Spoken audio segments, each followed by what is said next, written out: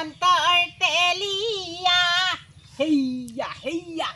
ঐ হিমন্তৰ তেলিয়া আমাক ধুনীয়াকৈ তেলটো কিন্তু দি দিলা ঐ মামা ঐ আমাক ভালকে তেল ঘঁহি দিলা আমাক প্ৰথমতে কৈছিলা ঐ হিমন্ত ঐ যদি মই বিধান সভাত জিকো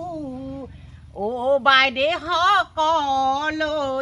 মই চাহপাত তেল আপোনালোকক ফ্ৰীকে বিলাম বুলি এতিয়া সেই কথা মিছা হ'ল ঐ মামা ঐ কিয় বাৰু ইমান বেয়াকে আমাক ঠগন দিলা ঐ নাপায় নহয় ঐ মামা এনেকুৱা কৰিবলৈ আমি যদি ভোট দি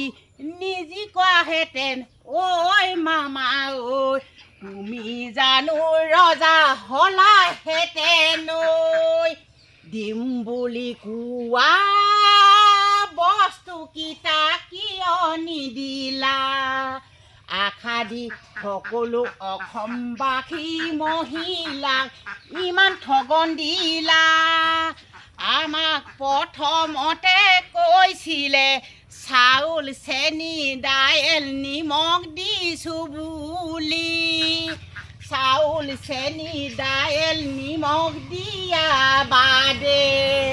যদি মই ভোটত জিকো চাহপাত তেল দিম বুলি কৈছিলে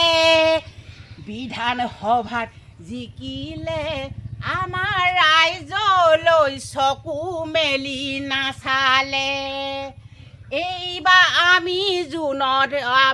এইবাৰ জুনত আমি চাউল চেনি দাইল নাপালোঁ আগে দিয়া বস্তুকেইটা কিয় বন্ধ কৰিলে বন্ধ কৰি আমাক মনত দুখ দিলে